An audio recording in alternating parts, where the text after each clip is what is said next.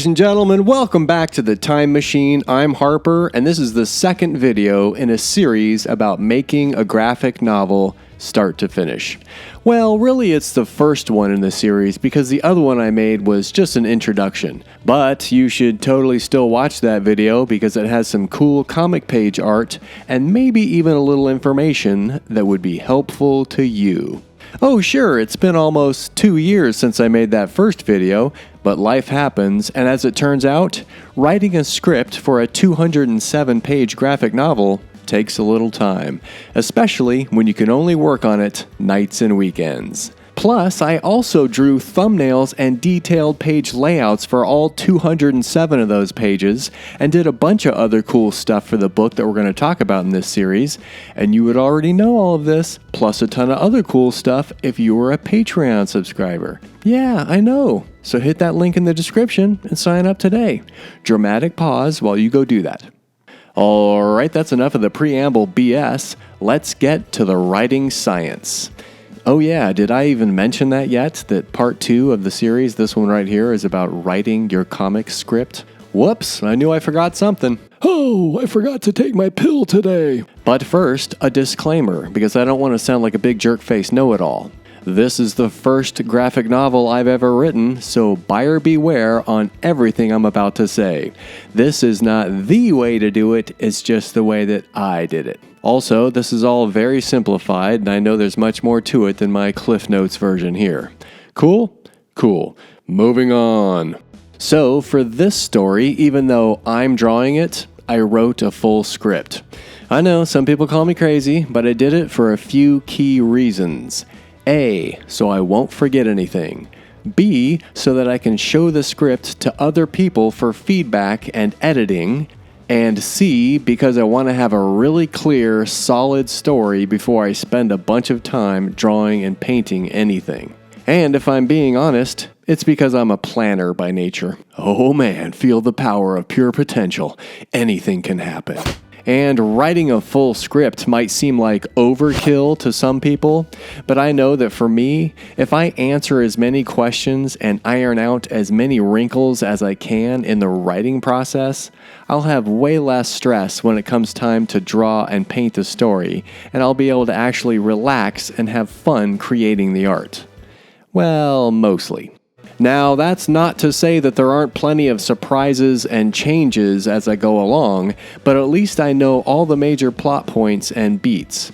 And most importantly, I know where the story is going to end. Now, there are a lot of writers who don't like to outline or overplan anything because they say, it kills the freshness, and once all the problems are solved, and if you know exactly where your story's going, what's the fun in writing it? And to that, good sir, I say, yeah, cool for you, but not for me. Let's be friends anyway. There's a classic argument that says, spontaneity and happy accidents and the unexpected should remain somewhat serendipitous for true creativity to flourish, or some shit like that, and I agree with it. But, and it's a big but, I just allow for those magical things to happen during a different, earlier phase of the story making. And you want to know why? Nope, can't say as I do. Because I don't want to spend 3 years making the art for this story, be right in the middle of painting page 179, only to discover that I've shit the bed on the ending. Way too much of an investment of time, work, and love to have to deal with that kind of heartache. All right, here we go. Step 1. Yes, finally, step 1. Write it down. Or, as I like to call it, BARF. Capital B-A-R-F, exclamation point, BARF. That's right, just barf everything onto the page. Write down every idea for your story in a single document as you think of it. Don't worry about sequence or structure or if the idea is even going to work for this story. Just write it down. I started the document of ideas for the book I'm making right now. Ooh, that's also a cool name for it. Document of ideas. Nah, I like barf page better. Has a good ring to it. Anyway, I started the one for this story over 10 years ago. Damn, how old are you? And since then, I've written down tons of random thoughts, notes, ideas, whole scenes, clips of dialogue, character names, broken plot pieces, the music playing in a scene, dead ends, and non sequiturs, all scribbled down in no specific order. Barf. Most of this stuff will get used in the story and some won't. At this point, I'm not really sure. But what I am sure of is if I don't write it down, it's all gonna disappear like a fart in the wind. And here's a secret tip. The stuff that doesn't get used for your current story can be upcycled and put into another story. I currently have 7 barf page documents like this for 7 different stories, because if an idea doesn't get used in one story, it might work in another. So basically I'm a hoarder, a story idea hoarder. Man, I don't throw anything away.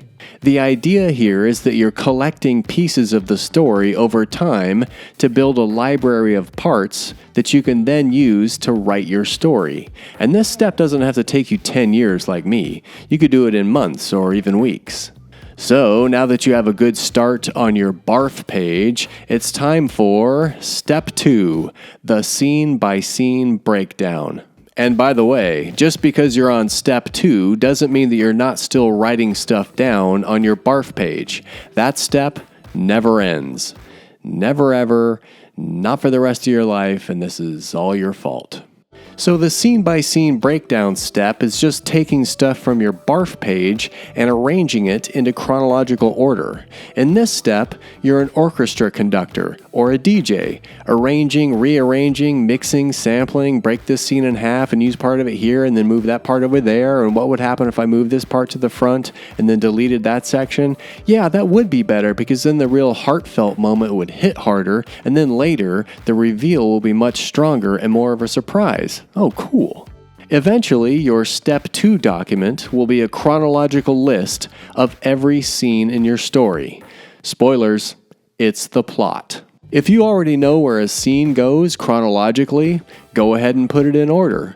But be open to changing that order, because in this part of the process, there are no wrong answers. It's basically a stream of consciousness, including all the what-ifs and weird avenues, dead ends, and dark alleys of what could happen to your characters. So where do you start? Well, start anywhere you want. Start at the end and work back to the beginning. Start in the middle and jump around. Or you can go straight through in a linear chronological order. Start anywhere, but start somewhere. Oh, who cut the cheese? Yeah, that was super cheesy, but let's move on to the best answer. Start with the scene that made you want to tell the story in the first place, the part you're most excited about. When you're writing the scene-by-scene breakdown, ask yourself classic standard questions like, what would happen next? How would a character react? Why? What's the character's motivation? And then use the answers to those classic questions to create bridge scenes that connect to your main scenes. Many of these bridge scenes have really important information for the reader, and some not so much. Ultimately, every scene needs to have a reason for being included, but it's okay not to know exactly what the reason is at this stage. It could just be a cool visual that you want to draw. And I have an example of that kind of happy accident later in the video. What the hell is a bridge scene? Bridge scenes. Say bridge scenes like 8 times in a row and it just becomes gibberish. And gibberish is how you move the reader from one big story beat to the next, hopefully in an interesting and economical way. The question is, what would need to happen before or in between the main scenes to get to that next main scene? Those are your bridge scenes. Gibberish. Your story as a whole is just a series of main scenes with connecting scenes in between, stuck together in a specific order depending on how and when you want to give the information to the reader. Whole video probably could have just been that one sentence. Here's an example. Let's say your 2 main characters have just stolen the ancient book of 7 secret spells. This is a main scene.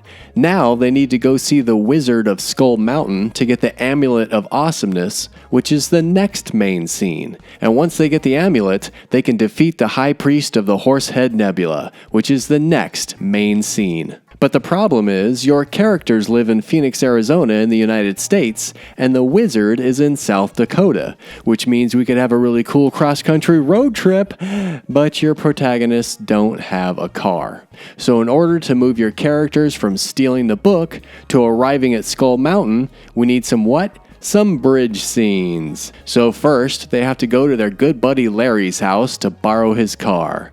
They take the bus across town to Larry's. They suspect that some weirdo in a top hat is following them to steal the book of spells. So they get off the bus and the weirdo follows. They have to run around the block and through a pizza shop to ditch the weirdo and end up thwarting, an armed robbery in progress at the pizza shop.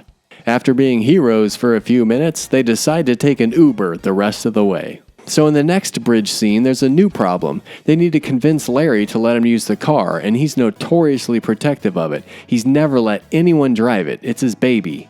I mean, come on, it's a 73 Camaro with the blown 427 4-speed. Would you let them borrow it? So how do they convince Larry? Well, I'll tell you, friend. They give him the lifetime free supply of pizzas coupon that they got from the pizza shop owner for stopping the holdup. Yeah, I'm gonna be a writer someday. And of course, Larry loves pizza, so he says yes and lends him the car. Their next step is Santa Fe, New Mexico to pick up Peter because he can translate the ancient book. This amazing story is almost over, so hang in there. On the way to Pete's, they almost run out of gas, and oh no, they crash Larry's Camaro, which is a bigger bridge scene, but still a bridge scene between stealing the book and getting to the Wizard's Mountain. And hopefully you can make all of these scenes entertaining while propelling the reader to the next main scene. And even more importantly, every one of these bridge scenes is a chance to show, not tell, your reader who your characters are. Are they honest? Are they sneaky? Do they really care for each other or their fellow human beings? Are they petty? Are they deep? Are they shallow? Are they funny? Are they dicks? What do they get touchy about? What are their personal demons and triggers? And on till the break of dawn.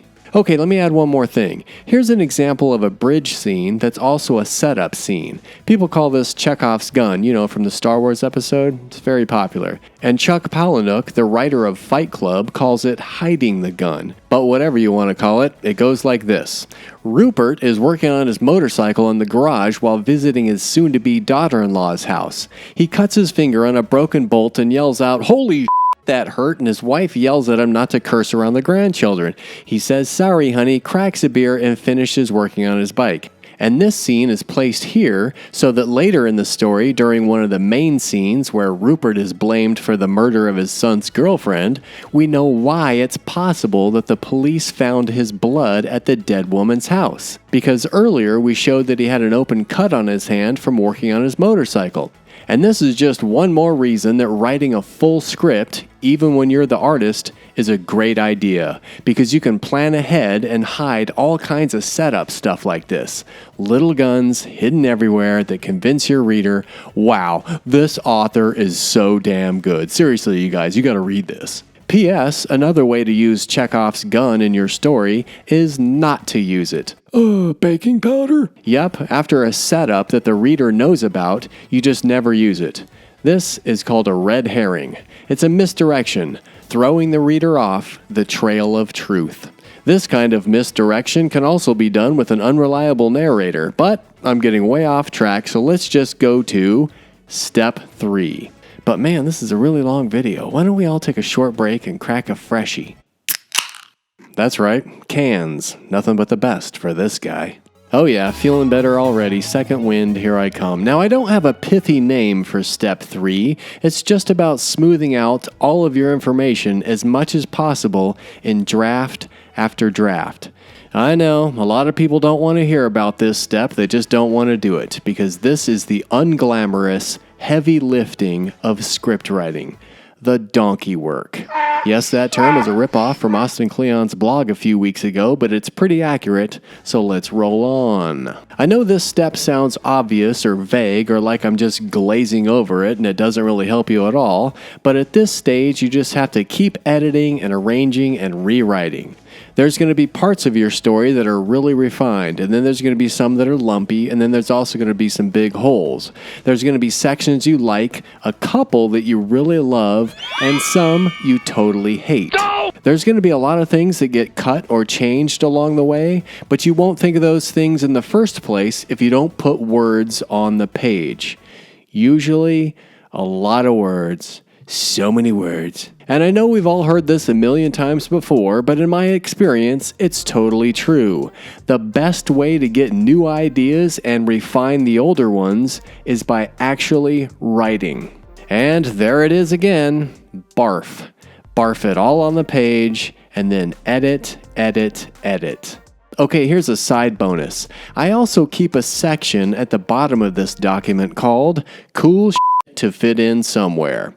These items can range from plot points that you don't know where they go yet, all the way down to small details. Por ejemplo, in this story, I thought it would be a good visual that would evoke the feeling that I wanted to get across to have a shot or two of a wind chime on the protagonist's back patio as a thunderstorm approaches, and then again in the thick of the storm. Now, in the beginning, there was no story significance to the wind chime, other than it would look interesting and show a weather passage of time and underscore the metaphor of there's a storm coming, the calm before the devastation. Also, to me, the sound of a wind chime is a lonely sound, and that's one of the major themes of this story. Loneliness. But then later, I had an idea of how I could make the wind chime more significant to the characters and the story, which never would have happened if I hadn't written it down. Alright, so far in the writing process, I haven't spent much time on the dialogue. This whole section is just for figuring out what happens and when. Now obviously, if you think of the perfect thing for a character to say, write it down right away in this document. And let me just interrupt myself real quick here to say that this has become one of the most important things I can do or suggest to you for writing and pretty much everything else in life. Write stuff down. All caps, write stuff down, because every year the memory on my brain's hard drive is clogged with more and more crap, and I don't have the space for all the stuff. So write it down or forget it. So all of these scenes and ideas get turned into a chronological draft version of the story that doesn't have much dialogue and no formatting other than section breaks like opening sequence, ending, or cool stuff to fit in somewhere. And just to give you an idea of about how long this document should take, once I got serious about making this book, it took me a little over 2 weeks to finish the detailed scene breakdown document. And that sucker runs at about 10,000 words, which turned into a 207-page script. Oh, was that a humble brag? Say, here's a non sequitur. When I was in the writing stage, I wasn't doing much drawing, so I would sketch random page layout ideas that had no place in the story yet, and I didn't know if they ever would, but it's an enjoyable, easy drawing exercise to do while spending all of your nights and weekends writing. And here we are at step 4, writing your actual script. And for me, that means page, panel, and dialogue style formatting. Now, it's nothing fancy. I'm not using a script writing program like Scrivener's or Final Draft or any of that. I just wrote it in Pages, and that's Apple's version of Microsoft Word. And if you don't even have a computer, a typewriter, or a word processor, guess what else works perfectly? A pen and paper. Now, don't get too snuggly with your script too early, because it's going to change. A lot. This is the step where most of your dialogue is written. You've heard this a million times too, but trust me, it works magic. Say your dialogue out loud. You can say it in the character's voice if you want. Oh, can I? This is your story. You're the writer, director, producer, and actor, so put on your actor hat and act it out. This is the best way to tell if your dialogue sounds flat, fake, too flowery, or stilted, or boring. Does it sound real? Would this character actually say this? What is the most economical way to say it? And if I can't think of what a character should say yet, I drop in a placeholder dialogue that's close and conveys the idea. It's going to be inelegant and clunky, but I'll take another shot at it in the next draft. And since this is only the first draft of so many drafts, I'm going to put everything into it. This is the kitchen sink draft of your script. I know it's going to have too much dialogue, it's going to be too long and too many pages and maybe too many characters. There's going to be story tangents and weak moments. And the reason I'm okay with putting everything in at this stage is because I know I'm going to come back and edit through the whole thing so many more times. I'm going to cut it way down, but right now it's totally fine to include all the stuff. When you're breaking your story into pages, one of your most important jobs is to make sure there's a reason for the reader to go to the next page, especially when planning the page turns. During the writing stage, I had to sketch out some thumbnails for some of the pages if I needed to see them in panel form. This helped a lot with the writing, pacing, and page turns. And I'm going to get into all that stuff in the next video in this series that walks you through 2 of my favorite steps of making comics: thumbnails and page layouts. And then we're going to go deep on character design. Here's another cool story tactic that I used. The end of the story that I'm working on is complicated. We move back and forth through time, and there's a lot of moving parts concerning the mystery and just how to reveal everything to the reader. I couldn't keep every piece of the story in my mind at once, so I printed the whole thing out and cut it into pieces that I could physically move around my desk, sorting, rearranging, and trying different orders of approach to the end. You know, it's the same thing as that classic note card style of writing. Sometimes it's just easier to be able to move it around with your hands instead of copy-pasting until you go berserk. So once you finish your first full draft of the script, you guessed it, you're going to go back through it and edit. In the beginning, you'll be making big changes, and then small changes, and then little tweaks. And you keep on editing until you're down to just polishing the chrome on the hood ornament, and then you can call it done. For now. And here we are on step 5. This is 5, right? Yep, step 5. It's finally time to show your script to someone else, and then actually let them read it. I know, it's kind of a freak out. So far, you're the only person who's read it. It's been in your head for months or years, and just because you know the characters and story inside and out and back to front as if they were real living best friends, your reader has no idea. So the characters and story have to be clear, engaging, and entertaining to a brand new reader who has never heard your story. And that is why you need to have at least one trusted reader, all caps. Even better if you have 3 of them, but 1 is fine. Someone you can trust to read through your story and tell you the truth. Or at least, most of the truth, in a nice way. Give them permission to be as brutal as they want, because you need honest feedback. Which parts are good? Which parts stink? What parts don't make any sense? Hey, this part was super boring. And then, after your trusted reader has read it, be sure to thank them profusely. Because let's face it, reading other people's scripts is not always the greatest way to spend your time. And then, you write another draft. Yes, another one. My God!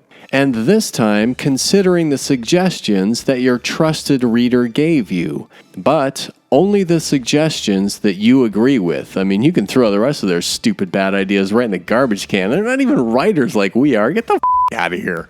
And now the thing to do is to put your script away and don't read it. Trust me, by now the last thing you want to do is read your script. Yeesh. Let it rest for a couple weeks, and then break it out and read it with fresh eyes. And next, you guessed it, give your script another few editing passes, cutting, polishing, and tweaking and forming the story until you've got it as good as you can make it, especially the dialogue. Make your script as solid as you can, but don't noodle around on it forever, because at some point, you got to pull the trigger and start the art process. Do the best you can at the time. No such thing as perfect. Let it go. Get started now. Move on. You'll do better on the next project. All the same old platitudes you see between the ads on Facebook. And above almost everything else, try to enjoy making your book. Because remember, this is something that you wanted to do. It's fun, right? Oh, I hear ya. There's going to be days where that seems impossible. But most of the time, making comics, it's pretty great. Hey, I got a question. How come you didn't talk about story structure? You know, Act 1, Act 2, the hero's journey, blah, blah, blah. Well, friend, I'm not going to cover that information in this video because YouTube is packed with amazingly awesome videos about that piece of the puzzle. And you should definitely go watch a bunch of those vids and grab some of their sweet, sweet knowledge. Beep, boop, bop, bop, bop, bop, boom, boom, edit, edit.